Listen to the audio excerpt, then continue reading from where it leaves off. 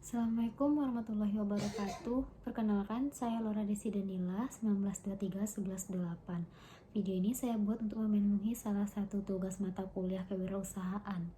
Baik, di sini saya akan menjelaskan beberapa poin mengenai kewirausahaan. Yang pertama yaitu mengenai konsep kewirausahaan.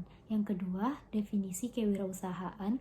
Yang ketiga, syarat-syarat wirausaha. Yang keempat, sifat-sifat wirausaha. Yang kelima, menentukan model-model usaha. Yang keenam, menentukan hukum dan etika wirausaha atau hukum atau etika bisnis. Yang pertama yaitu konsep kewirausahaan. Sampai saat ini, konsep kewirausahaan masih terus berkembang. Kewirausahaan adalah suatu sikap, jiwa, dan kemampuan untuk menciptakan sesuatu yang baru, yang sangat bernilai dan berguna bagi dirinya dan orang lain. Seseorang yang memiliki karakter wirausaha selalu tidak puas dengan apa yang telah dicapainya. Konsep-konsep kewirausahaan. Yang pertama yaitu melakukan observasi lapangan. Maksudnya, sebelum kita memulai suatu usaha, kita harus memperhatikan keadaan sekitar kita, mengetahui produk yang laris di pasaran, sehingga kita dapat menentukan usaha apa yang akan kita lakukan. Yang kedua, menentukan ide usaha. Setelah melakukan observasi dengan melihat keadaan pasar, kita harus menentukan ide usaha yang akan kita jalani sesuai dengan data-data yang kita peroleh dari observasi lapangan. Yang ketiga, melakukan persiapan usaha.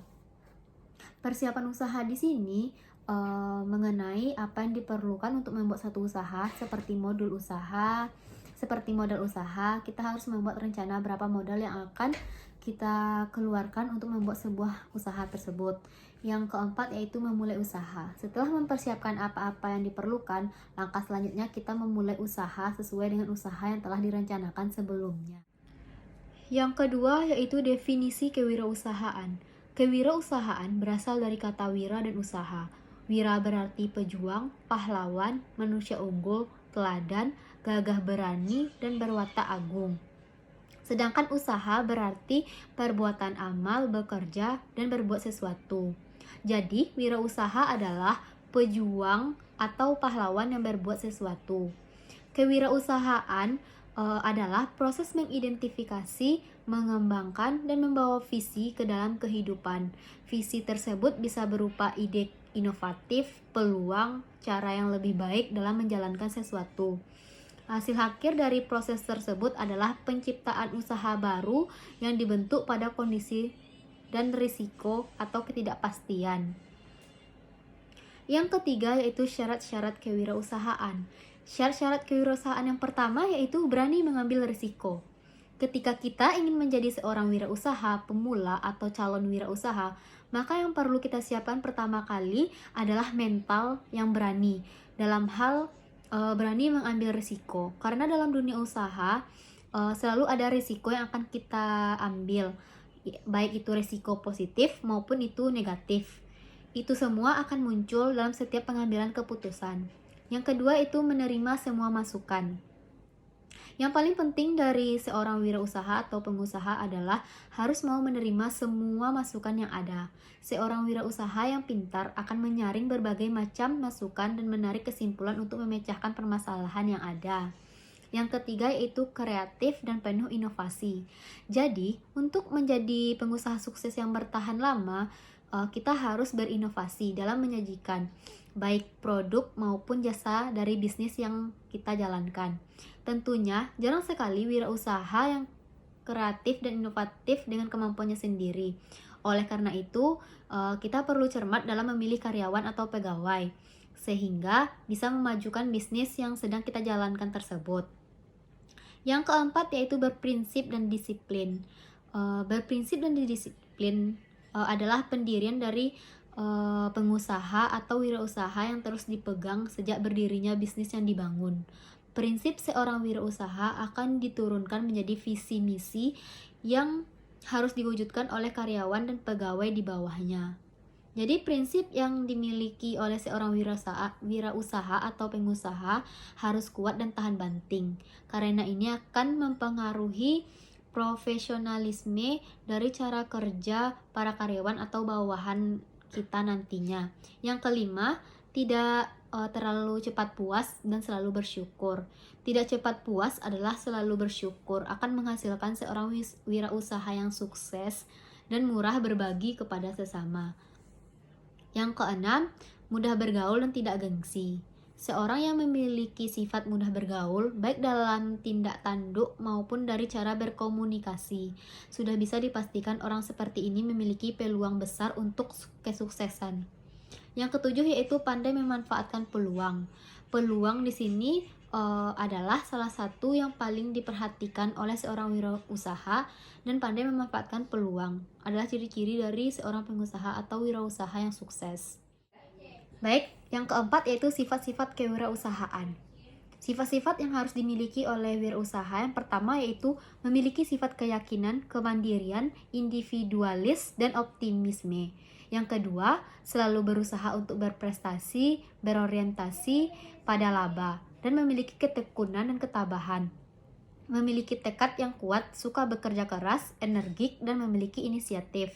Yang ketiga yaitu memiliki kemampuan mengambil risiko dan suka pada tantangan. Yang keempat, bertingkah laku sebagai pemimpin, dapat bergaul dengan orang lain dan suka terhadap saran dan kritik yang membangun. Yang kelima, memiliki inovasi dan kreativitas tinggi, fleksibel, serta bisa dan memiliki jaringan bisnis yang luas. Yang keenam, memiliki persepsi dan cara pandang yang berorientasi pada masa depan. Yang ketujuh, memiliki keyakinan bahwa hidup itu sama dengan kerja keras. Yang kelima yaitu model-model usaha. Yang pertama itu model bisnis bata dan semen. Model bisnis yang mana suatu perusahaan mengintegrasikan kehadiran offline bata dan online semen. Contoh model bata dan semen ini adalah ketika toko memfasilitasi pembelian secara online maupun produk bisa diambil di toko lokal. Yang kedua, model bisnis kolektif, di mana organisasi atau asosiasi bisnis pada umumnya dibentuk oleh sejumlah besar bisnis, pedagang atau profesional di bidang yang sama atau berkaitan, yang menyatukannya sumber daya bersama-sama, berbagai informasi atau menyediakan layanan lain bagi anggotanya. Yang ketiga, model potong rantai pasok, yakni dengan menghilangkan pihak perantara dalam rantai pasok, yang dalam hal ini semisal adalah distributor, agen, atau broker. Perusahaan dalam hal ini langsung berinteraksi dengan pelanggan, semisal melalui internet. Model ini sangat erat hubungannya dengan penjualan langsung. Yang keempat yaitu waralaba. Waralaba adalah menggunakan kesuksesan model bisnis dari perusahaan lain yang telah sukses. Dalam hal ini, kesuksesan pemilik waralaba menjadi kesuksesan juga bagi sang menurut versi pemerintah Indonesia. Yang dimaksud dengan waralaba adalah perikatan di mana salah satu pihak diberikan hak memanfaatkan dan menggunakan hak dari kekayaan intelektual atau pertemuan dari ciri khas usaha yang dimiliki pihak lain dengan suatu imbalan berdasarkan persyaratan yang ditetapkan oleh pihak lain tersebut dalam rangka penyediaan dan atau penjualan barang dan jasa. Yang keenam yaitu hukum dan etika bisnis. Yang pertama, hukum bisnis. Hukum bisnis merupakan keseluruhan dari peraturan-peraturan hukum, baik yang tertulis maupun yang tidak tertulis, yang mengatur hak dan kewajiban yang timbul dari perjanjian-perjanjian maupun perikatan-perikatan yang terjadi dalam praktek bisnis. Salah satu fungsi dari hukum bisnis yaitu sebagai sumber informasi yang berguna bagi praktisi bisnis yang selanjutnya untuk memahami hak-hak dan kewajibannya dalam praktik bisnis agar terwujud watak dan perilaku aktivitas di bidang bisnis yang adil, wajar, sehat, dinamis, dan bermanfaat bagi yang dijamin oleh kepastian hukum. Hukum bisnis di Indonesia. Yang pertama yaitu KUH Dagang yang belum banyak diubah. Ketentuan-ketentuan dalam KUH Dagang yang pada prinsipnya masih berlaku adalah pengaturan tentang hal-hal sebagai berikut. Yang pertama yaitu keagenan dan distributor, yang kedua yaitu surat berharga, yang ketiga pengangkutan laut. Selanjutnya yaitu KUH Dagang yang sudah banyak berubah. Ketentuan dalam KUH Dagang yang pada prinsipnya masih berlaku tetapi telah banyak berubah.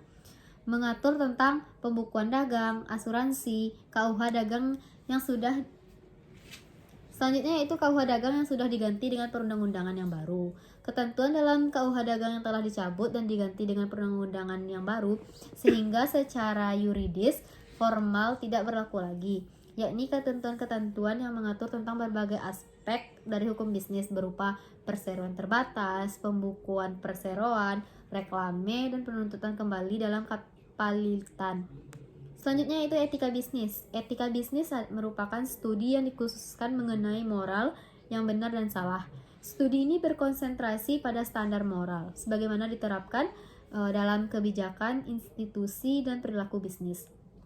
Etika bisnis merupakan studi standar dan bagaimana standar itu diterapkan ke dalam sistem dan organisasi yang digunakan masyarakat modern untuk memproduksi dan mendistribusikan barang dan jasa dan diterapkan kepada orang-orang yang ada di dalam organisasi. Hal yang harus diperhatikan dalam menciptakan etika bisnis. Yang pertama, pengendalian diri. Artinya, pelaku-pelaku bisnis dan pihak yang terkait mampu mengendalikan diri mereka masing-masing untuk tidak memperoleh apapun dari siapapun dan dalam bentuk apapun. Yang kedua yaitu pengembangan tanggung jawab sosial. Pelaku bisnis dituntut untuk peduli dengan keadaan masyarakat, bukan hanya dalam memberikan sumbangan, melainkan lebih kompleks lagi. Yang ketiga, mempertahankan jati diri dan tidak mudah untuk terombang-ambing oleh pesatnya perkembangan informasi dan teknologi. Yang keempat yaitu menciptakan persaingan yang sehat. Persaingan dalam dunia bisnis perlu untuk meningkatkan efisiensi dan kualitas. Tetapi persaingan tersebut tidak mematikan yang lemah dan sebaliknya. Harus terdapat jalinan yang erat antara pelaku bisnis besar dan golongan menengah maupun bawah. Yang selanjutnya yaitu konsekuen dan konsisten dengan aturan main yang telah disepakati bersama. Baik, hanya itu yang dapat saya sampaikan. Maaf apabila ada kesalahan dalam penyampaian materi saya. Saya akhiri dengan wabillahi taufiq walhidayah. Wassalamualaikum warahmatullahi wabarakatuh.